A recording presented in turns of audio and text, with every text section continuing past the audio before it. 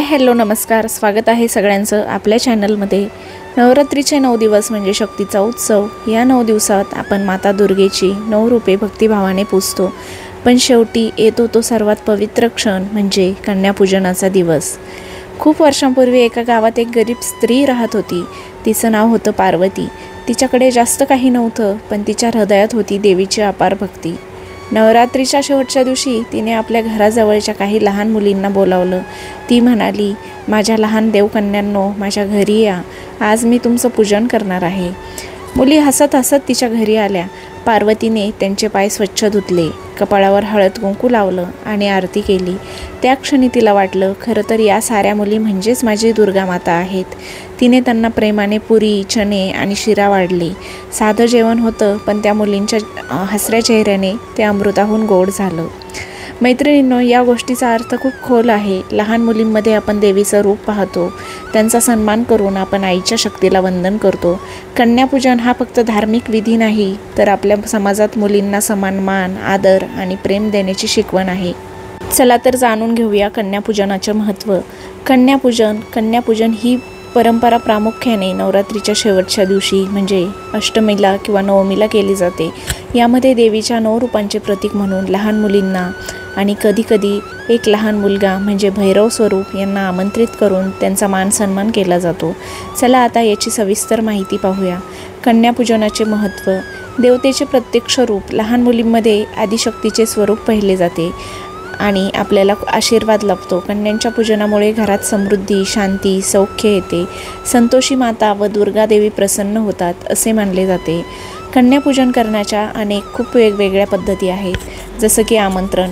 शेजारी पाजारी किंवा नातेवाईकांमधील 2, 5, 7 किंवा 9 कन्या व एक लहान मुलगा भैरव यांना घरी बोलावतात। त्यांचे पाय धुतले जातात।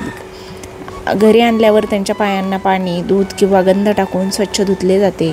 त्यांच्या कपाळावर हळद कुंकू, अक्षता लावून आरती केली जाते। कन्यांना आवडते असे पदार्थ पुरी, भाजी, खीर, शिरा, चणे, लाडू इत्यादी दिले जातात। भोजनानंतर त्यांच्या हातात नारळ, फळे, दक्षिणा व छोटी भेटवस्तू, कंगवा, बांगड्या, रुमाल, पेन, वह्या दिल्या जातात। जसं की लहान मुलांना जे आवडतं ते देखील आपण देऊ शकतो। शेवटी त्यांच्या पायाला स्पर्श करून आशीर्वाद घेतला जातो। तर नैवेद्यामध्ये काय बनवावे असा प्रश्न बऱ्याच जणांना पडतो। तर नैवेद्यामध्ये आपण पुरी, चणे, काळे, पांढरे कुठलेही, शिरा किंवा खीर, फळे किंवा मिठाई, प्रसंगी पिठलं भाकरी जरी केली, साधं घरगुती जेवण जरी मुलींना दिलं तरी देखील चालतं। कन्यांना आनंदाने, आदराने आणि प्रेमाने वागवणे महत्त्वाचे असते। या वेळेमध्ये मुलींना व मुलाला देवी व भैरव स्वरूप समजून पूजन केले जाते। ही परंपरा केवळ धार्मिक विधी नसून समाजात मुलींप्रती सन्मानाची भावना जागवणारी आहे। कन्यापूजनाचे महत्त्व खूप गाढ आहे। नवरात्रीत कन्यापूजनाला कुमारी पूजन असेही म्हटले जाते। देवीची प्रत्यक्ष रूप मानून लहान मुलींना विशेषतः 2 ते 10 वर्षाच्या आमंत्रित करून त्यांचे पूजन केले जाते। कन्या हीच साक्षात दुर्गा मातेचे स्वरूप आहे अशी श्रद्धा आहे। स्त्री शक्ती व मातृशक्तीचे पूजन केल्याने घरात शांती, सुख आणि समृद्धी टिकून राहते। मुलींना आदर देणे म्हणजे देवीची कृपा मिळवणे असे मानले जाते।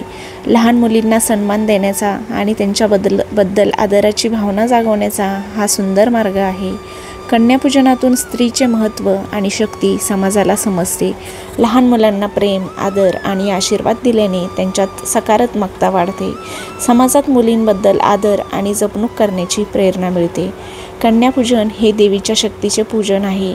यामुळे भक्ताला पुण्य, शांती, समृद्धी लाभते असे समजले जाते।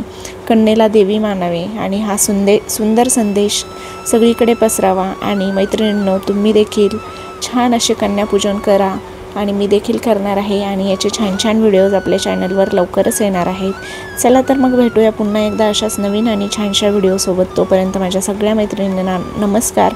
आणि तुम्हाला देखील कळलेले असेल कन्यापूजनाचे किती महत्त्व आहे आणि आपण ते का करावे। चला तर मग भेटूया पुन्हा एकदा।